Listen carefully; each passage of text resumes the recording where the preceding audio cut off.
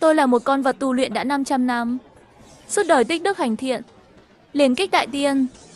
Chỉ cần tìm được một người có duyên để hỏi gió, tôi sẽ có thể hóa thành hình người, được hiện thân. Vậy nên hôm đó, tôi gặp được một chàng trai có công đức rất cao. Chàng trai, cậu thấy tôi giống người không? Tuy nhiên, anh ta lại nói, Saji, một Kanti si bích Chanisi. Tôi không ngờ, một chàng trai đẹp như vậy mà lại không biết nói tiếng Trung. Khi tôi đang ngớ người ra, anh ta định mở miệng nói gì đó. Masakuni Gyakajimasu em. Tôi lập tức hiểu ra, cậu đang đùa tôi à? Quả nhiên, ánh mắt của chàng trai thoáng qua một tia hoảng sợ. Anh ta quay đầu bỏ chạy, tôi tức giận vô cùng. Người bây giờ ngay cả Hoàng Đại Tiên cũng dám đùa giỡn sao? Vì vậy, để trả thù, tôi đã tiểu ba bãi trên con đường mà anh ta chắc chắn phải đi qua. Nước tiểu của loài hoàng bì tử có tác dụng mê hoặc người. Chàng trai nhanh chóng bị mê hoặc. Anh ta cứ quanh quẩn một ngôi mộ cũ trong vài giờ đồng hồ, không tài nào thoát ra được. Anh ta bắt đầu hoảng loạn. Đại tiên, tiểu nhân biết lỗi rồi, tôi chỉ đi ngang qua thôi. Ngài tìm người khác được không? Nhưng tôi biết, tìm người khác thật sự không được, bởi vì việc cho hoàng bì tử gió thực sự rất hại thân. Người bình thường sẽ mắc bệnh nặng, thậm chí có khả năng chết vì bệnh. Chỉ những người có công đức sâu dày mới có thể tránh khỏi những vấn đề này. Còn tên nhóc này, công đức trên người cực kỳ cao, nhìn như cái bóng đèn vậy. Tôi đoán kiếp trước anh ta là một vị cao tăng đắc đạo. Kiếp này cũng làm không ít việc tốt. Anh ta sẽ trở thành loại phúc khí tuyệt thế, nên tôi sẽ không dễ dàng buông tha cho anh ta. Nghĩ đến đây, tôi lại hỏi anh ta, cậu thấy tôi giống người không? Nhưng tên nhóc này vẫn cứng đầu, tôi nhất định không nói. Nếu ngài có được đạo hạnh, ra ngoài hại người thì sao? Tôi lập tức cảm thấy bất lực. Thật ra đúng là có một số hoàng bì tử sau khi tu thành người, dựa vào tài năng của mình để hại người. Nhưng đó chỉ là thiểu số thôi, tôi sẽ không như vậy đâu. Tôi là một hoàng bì tử lương thiện. Cậu hãy tin tôi đi. Lúc này tôi đang mặc một bộ quần áo trẻ con. Thực tế trông đã rất giống người rồi. Nhưng chàng trai không những không tin tôi, mà còn hét lên một tiếng và la lớn. Thật kỳ lạ. Nguyên bản đang bị quỷ đánh tường, bỗng nhiên trên người anh ta phát ra một luồng kim quang hộ thể, giúp anh ta trực tiếp xông ra ngoài. Anh ta chạy thẳng vào một căn nhà nông thôn cổ xưa và không chịu ra nữa. Lúc này đã là đêm khuya. Tôi muốn vào tìm anh ta, nhưng bị hai con sư tử đá ở cửa chặn lại. Một con đực, một con cái. Dưới chân sư tử còn có một con sư tử con. Con sư tử con đó nhìn tôi mà nhè răng trợn mắt. Nhưng dù sao tôi cũng đã tu luyện 500 năm. Liền biến ra một quả cầu thêu và ném sang một bên. Quả nhiên con sư tử con bị thu hút, chạy theo quả cầu thêu. Lúc này, con sư tử già lên tiếng. Chúng ta phụ trách trấn giữ căn nhà này. Ngươi không thể vào. Nhưng sư tử già cũng chỉ mới tu luyện khoảng 200 năm, không phải đối thủ của tôi. Đại tiên tôi chỉ muốn vào để hỏi chút gió. Tuyệt đối không hại người, biết điều thì tránh ra. Nếu không, đại tiên sẽ phá nát các người. Sư tử đá không dám ngăn tôi. Tôi thuận lợi bước vào trong nhà. Ngôi nhà này có lẽ được xây dựng vào cuối Triều Thanh. Xem ra ngày xưa cũng là gia đình giàu có. Tôi nhanh chóng leo lên phòng của chàng trai. Tiếp tục nói với anh ta, người đang run rẩy. Chàng trai, cậu thấy tôi giống người không? Chàng trai thấy không thể thoát khỏi tôi, chỉ có thể thở dài. Ngài đợi tôi suy nghĩ vài ngày. Mấy ngày nữa tôi sẽ trả lời ngài. Tôi không ngờ anh ta sẽ trả lời như vậy. Nhưng tôi đã chọn người này rồi.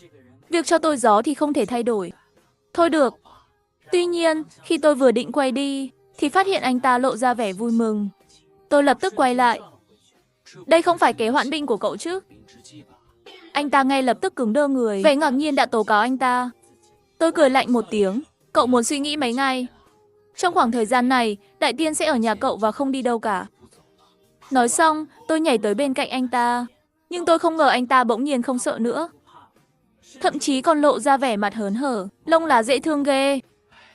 Tôi tức giận, tên này không phải là biến thái đấy chứ? Khi tôi đang ngẩn người, anh ta đã bắt đầu nắn tai tôi. Tai nhỏ cũng dễ thương quá. Nó còn biết động nữa kìa. Tôi lập tức nổi giận. Cậu có tin đại tiên dùng bom đánh cậu không? Chàng trai bật cười. Cậu không phải muốn làm người sao? Người ta không thể cứ tùy tiện phóng bom vào người khác được. Hình như anh ta nói có lý. Thấy tôi im lặng, chàng trai càng thêm can đảm. Bây giờ cậu dính lấy tôi rồi đúng không? Nếu tôi không cho cậu gió, cậu sẽ không đi à? Tôi có cảm giác không lành, nhưng vẫn gật đầu. Anh ta bắt đầu reo hò. Vậy chúng ta cùng đi ăn gà đi. Tôi văn ngôn gì cơ? Cậu có ý gì vậy? Hôm nay cúng tổ tiên, có một con gà nướng mà tôi luôn thèm thuồng. Nếu không phải cậu chặn đường, đã sớm vào bụng tôi rồi. Chúng mày, loài trồn vàng, chẳng phải rất thích ăn gà sao? Có muốn đi cùng không? Thực ra tôi muốn nói với anh ta, chúng tôi thực sự rất thích ăn, nhưng thường là ăn sống. Nhưng bây giờ tôi thực sự đói, nên đồng ý. Rất nhanh, tôi và chàng trai cùng tới nhà bếp lớn. Chàng trai trước tiên lấy một con gà nướng, rồi lấy thêm một bình rượu nếp, rồi ôm tôi trốn ra sau nhà tắm. Anh ta xé một cái đùi gà, ăn đi. Tôi ôm lấy đùi gà và bắt đầu cắn. Sao ngon thế này chứ? Khó trách yêu quái nào cũng muốn làm người. Người có thể ăn nhiều thứ ngon thế này. Thấy vậy, chàng trai bật cười, cậu chưa từng ăn gà nướng sao? Tôi thực sự chưa ăn. Nhưng thái độ này của anh ta là sao? Tôi chỉ vào chiếc bát rượu trong tay anh ta. Ít nói thôi, đó là gì? Mau hiếu kính đại tiên đi. Chàng trai do dự, cậu muốn uống rượu nếp à? Độ cồn cao lắm đấy. Động vật nhỏ không nên uống đâu. Tôi tức giận. Ai là động vật nhỏ? Ta là Hoàng Đại Tiên. Vậy nên tôi chạy tới chỗ anh ta và bắt đầu uống. Rượu trắng hơn 50 độ này thật sự khiến tôi chóng mặt. Đại Tiên bị say rồi. Đại Tiên, ngài say rồi sao? Làm sao có thể? Thêm 10 cân nữa cũng không say đâu. Chàng trai giơ một ngón tay lên. Đây là mấy? Rồi anh ta giơ hai ngón tay lên. Đây là mấy? Hai. Chàng trai trầm tư. Quả nhiên chưa say. Vậy cậu bao nhiêu tuổi? Tên gì? Đại danh của ta là Hoàng Tiểu Tiểu. Đã tu luyện được 500 năm rồi. Anh ta cũng tự giới thiệu. Tôi tên Trang Diễm. Mẹ tôi nói tôi ngũ hành thiếu hỏa. Cậu ăn no rồi. Cũng uống đủ rồi. Hay là để tôi đưa cậu về nhé. Nói xong, anh ta bất ngờ nhấc bổng tôi lên. Tôi bắt đầu vùng vẫy mạnh mẽ. Đồ to gan, dám động thủ với Đại Tiên. Nhưng lúc này tôi đang chóng mặt. Không tài nào dùng sức được. Tôi chợt nhận ra mình bị lừa. Cậu lừa Đại Tiên. Đại Tiên sẽ cào chết ngươi.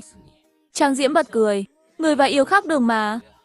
Tiểu gia ta biết mình rất đẹp trai, nhưng chúng ta không có duyên phận. Cậu hãy đi tìm người khác đi. Nói xong, anh ta đá tôi ra ngoài. Lúc này, anh ta đụng phải một phụ nữ trung niên phúc hậu. Anh Diễm, sao nửa đêm cậu lại ở đây làm gì? Lúc ăn tối cũng không thấy cậu đâu. Bác và cha cậu đều lo lắng chết đi được. Người này là thím cả của Trang Diễm, cũng là chủ nhà. Trang Diễm có vẻ hơi lúng túng. Tôi chưa ăn tối, hơi đói. Thím cả bỗng chú ý tới tôi. Đây là cái gì vậy? Trong nhà có trồn vàng rồi. Ông già ơi, mau ra đây. Có trồn vàng đang ăn trộm gà.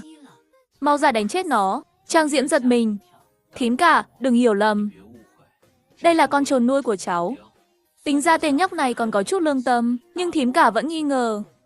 Sao ta nhớ màu của trồn không phải như vậy? Ta thấy đây đúng là Hoàng Bì Tử. Cháu trai lớn, sợ là bị Hoàng Bì Tử mê hoặc rồi. Nói xong, bà ấy chạy ra ngoài gọi ông già. Mọi người mau dậy. Cháu trai lớn bị Hoàng Bì Tử mê hoặc rồi. Thím cả vừa hét lên. Trong phòng nhanh chóng tụ tập mấy chục người. Bác cả của Trang Diễm mở miệng trước. Hoàng Đại Tiên, xin ngài tha cho. Anh Diễm là đứa con trai duy nhất trong nhà. Nếu hại thì hại tôi. Đừng hại cháu trai lớn của tôi. Cha mẹ Trang Diễm cũng lộ vẻ lo lắng. Anh Diễm, rốt cuộc chuyện này là thế nào vậy? Lúc này, một người phụ nữ tóc ngắn đề nghị. Bố, chú hai, hay là tìm một đạo sĩ đến xem thử đi. Đây là chị họ lớn của Trang Diễm, con gái lớn của bác cả. Cả nhà cùng nhau ra tay, muốn tiêu diệt tôi định mở miệng. Nhưng Trang Diễm đã bịt miệng tôi lại. Các người nói linh tinh gì vậy? Đây thật sự là thú cưng của tôi. Tôi nuôi nó lâu lắm rồi. Làm sao có thể là Hoàng Bì Tử hại người chứ? Nhưng bác cả không tin. Không phải à? Mau lấy ra để chúng tôi xem thử. Trang Diễm thấy không thể giấu nổi, chỉ có thể bỏ mặc mọi người và chạy đi. Anh ta đặt tôi vào miếu thổ địa. Cậu cũng thấy rồi đấy, người nhà tôi rất hung dữ. Vậy nên cậu đừng quấn lấy tôi nữa. Sau đó anh ta váy thổ địa công. Ông thổ địa ơi, xin ngài giúp tôi trông nom con trồn nhỏ này. Nó tỉnh dậy tự khắc sẽ đi. Nghe vậy, tôi mơ mơ màng màng mở miệng. Cậu đừng chạy, cậu chưa cho tôi gió mà. Trang Diễm chỉ cười cười, đặt chai rượu trắng còn lại lên bàn thờ. Ông thổ địa ơi, đây là hiếu kính ngài. Giúp tôi trông nó nhé. Nói xong, anh ta bước ra ngoài. Kết quả là anh ta vừa đi, một người đàn ông trung niên đeo kính bỗng nhiên bay xuống từ tượng thần.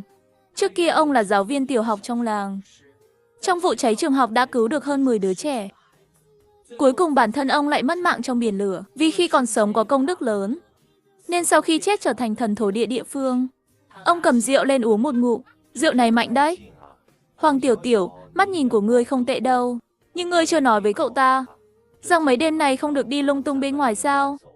Tôi lập tức tỉnh ngộ, liền vội đuổi theo ra ngoài. Quả nhiên, tôi thấy phía sau lưng Trang Diễm có một người phụ nữ mặc áo đỏ đang đi theo anh ta.